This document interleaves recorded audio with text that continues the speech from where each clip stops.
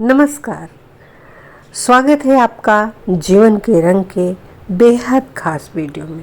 मैं डॉक्टर सुनीता मिश्रा। आइए आज बताते हैं हीट स्ट्रोक से बचने के उपाय। हीट स्ट्रोक यानी लू लगने के बाद उसका इलाज किया जाए। इससे बेहतर है कि हम लू लगने से पहले अपना बचाव कर लें। हीट स्ट्रोक होने पर उल्टी दस्त शुरू हो जाती है, तो तेज़ गर्म हवा में बाहर जाने से बचें। नंगे बदन और नंगे पैर धूप में न निकलें। घर से बाहर पूरी आस्तीन के और ढीले कपड़े पहनकर निकलें ताकि उनमें हवा लगती रहे। ज़्यादा टाइट और गहरे रंग के कपड़े ना पहने। सूती कपड़े पहने। सिंथेटिक, नायलॉन, पॉलिएस्टर के कपड़े न पहने। खाली पेट बाहर न जाएं। ज़्यादा देर भूखे रहने से बचें। धूप से बचने के लिए छाते का इस्तेमाल करें। इसके अलावा सिर पर गीला या सादा कपड़ा रखकर चलें। चश्मा पहनकर बाहर जाएं। चेहरे को कपड़े से ढक लें। घर से पानी या कोई ठंडा शरबत पीकर निकलें, जैसे आम पन्ना, शिकंजी, खस का शरबत। साथ में पानी की बोतल लेकर चलें। बहुत ज़्यादा पसीना आया हो तो फ़ौरन ठंडा पानी न पिएं। सादा पानी भी धीरे धीरे करके पिएं। रोजाना नहाएं। शरीर को ठंडा रखें। घर को ठंडा रखने की कोशिश करें। खस के पर्दे, कूलर आदि का इस्तेमाल करें। बाजार में बिक रहे पहले से कटे हुए फल तो बिल्कुल न खाएं। कैसे लग जाती है लू? लू लगने पर शरीर का तापमान अचानक बहुत बढ़ जाता है। गर्मी की वजह से शरीर में पानी और नमक की ज़्यादा कमी होने पर लू लगने की आशंका होती है।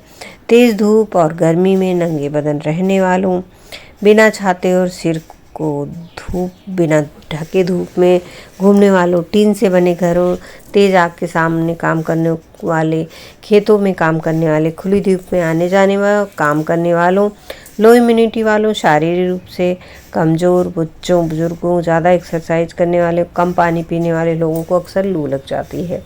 जब शरीर का थर्मोस्टेट सिस्टम यानी शरीर का तापमान कंट्रोल करने वाला सिस्टम शरीर को ठंडा रखने में नाकाम हो जाता है, तो शरीर में गर्मी भर जाती है और पानी किसी न किसी रूप में शरीर से बाहर निकल जाता है।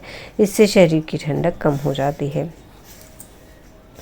क्या होता है लू लगने पर? लू लगने पर शरीर में गर्मी, खुश्की, थकावट होने लगती है। मसल्स में खिंचाव होता है। शरीर टूटने लगता है। प्यास बढ़ जाती है। कई बार बुखार बहुत ज़्यादा बढ़ जाता है, जैसे कि 105 या 106 डिग्री फ़ारेनहाइट। 105 या 106 degree Fahrenheit. Blood pressure low हो जाता है। Liver, kidney, sodium, potassium balance बिगड़ जाता है। इसमें बेहोशी आ जाती है। इसके अलावा ब्रेन या हार्ट स्ट्रोक की स्थिति बन सकती है। ठीक वक्त पर इलाज ना कराया जाए तो मौत हो सकती है। क्या क्या है लक्षण? बेहोशी आना, तेज बुखार, सांस लेने में तकलीफ, उल्टी आना, चक्कर आना, दस्त, सिर दर्द, शरीर टूटना, बार बार मुंह सूखना, हाथ पैरों में कमजोरी आना यानी ढाल होना लू लगने के लक्षण हैं। लू लगने पर काफ़ी पसीना आ सकता है या एकदम पसीना बंद हो सकता है। लू लगने पर क्या करें? सबसे पहले मरीज़ को ठंडी छायादार जगह में बिठाएं। कपड़े ढीले कर दें। पानी पिलाएं। ठंडा कपड़ा उसके शरीर पर रखें। शरीर के तापमान को कम करने की कोशिश करें। लू लगने पर ऐसा करना सबसे ज़रूरी है। लगातार तरल पदार्थ देकर उसके शरीर में पानी की कमी कभी न होने दें। नमक और चीनी मिला हुआ शरबत दें। हाथों पैरों की हल्की मालिश करें, लेकिन तेल न लगाएं। गुलाब जल में रुई भिगोकर आंखों पर रखें। फिर आराम ना आए तो डॉक्टर के पास ले जाएं। लू लगने पर खान पान, बेल या दूसरी तरह के शरबत, जौ का पानी दें। खिचड़ी दे सकते हैं। तलों और हथेलियों और माथे पर चंदन का लेप, सिर पर मेहंदी लगाएं। बाहर का खाना ना खाएं। घर में भी पूड़ी पराठा, पूड़ी कचौरी, तरा भुना ना खाएं। नींबू पानी, इलेक्ट्रॉल पीते रहें। शुगर के मरीज बिना चीनी का शरबत और ठंडा लें। आधा दूध आधा पानी मिलाकर लस्सी पिएं। ये घरेलू नुस्खे अपनाएं। सौंफ का रस 6 छोटे चम्मच, 2 बूंद पुदीने का रस, 2 चम्मच ग्लूकोज पाउडर करीब 1-1 घंटे बाद देते रहें। जटा वाले नारियल की गिरी पीसकर और दूध निकाल लें। उसे काले जीरे के साथ पीसकर शरीर पर पैक की तरह लगाएं। नीम का पांचांग लेकर उसके 10 ग्राम चूर्ण में 10 ग्राम मिश्री मिलाकर 1 घंटे बाद पानी से दें। ताजे प्याज के रस को छाती पर मलने से लू का असर कम होता है।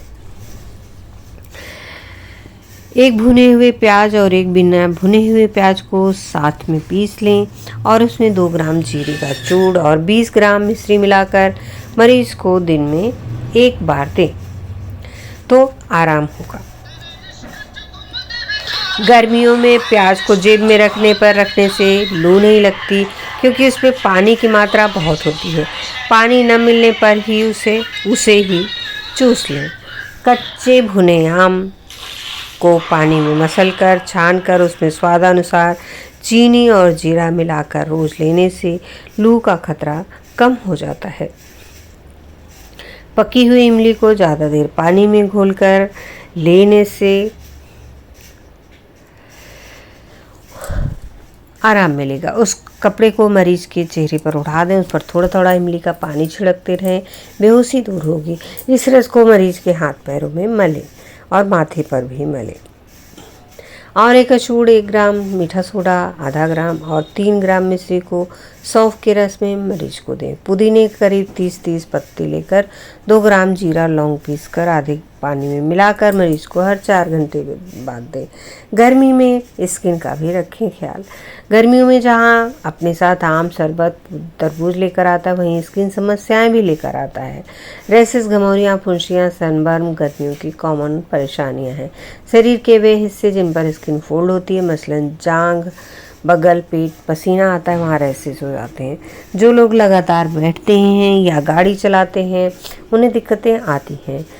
गर्मियों में पसीना निकलने से स्किन में ज़्यादा मॉइस्चर रहता है, जिसमें कीटाणु आसानी से पनपते हैं। इस दौरान ज़्यादा काम करने से स्वेट ग्लैंड्स यानी पसीने की ग्रंथियां ब्लॉक हो जाती हैं और पसीना स्किन की अंदरूनी परत के अंदर जम जाता है। घमौरियाँ, रैसेस होने पर स्किन लाल पड़ जाती है, उसमें खुजली और जलन होने लगती है। रैसेस से स्किन में दरारें आने लगती हैं, स्किन सख्त हो जाती है। वहीं घमौरियों में लाल लाल दाने निकल आते हैं। बाहर की स्किन की परत ब्लॉक होने पर दाने वाली घमौरियाँ निकलती हैं। ये आमतौर पर बच्चों में बुखार के दौरान निकलती हैं। इसके लिए किसी की दवा की ज़रूरत नहीं। क्या करें? खुले हल्के हवादार कपड़े पहने, टाइट और ऐसे कपड़े पहने जिनमें रंग न निकलता हो। ध्यान रहे कपड़े धोते हुए साबुन न रह जाएं। ठंडे वातावरण, एसी, कूलर में रहें। घमौरियों वाले हिस्से की दिन में 1 आध बार बर्फ से सिकाई करें। खुजली ज़्यादा है तो डॉक्टर की सलाह पर खुजली की दवा लें।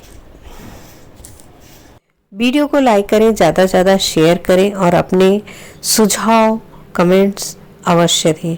वीडियो को शेयर करें, सब्सक्राइब करें चैनल को और साथ ही अपने दोस्तों, मित्रों, रिश्तेदारों को भी शेयर करें। धन्यवाद। नमस्कार।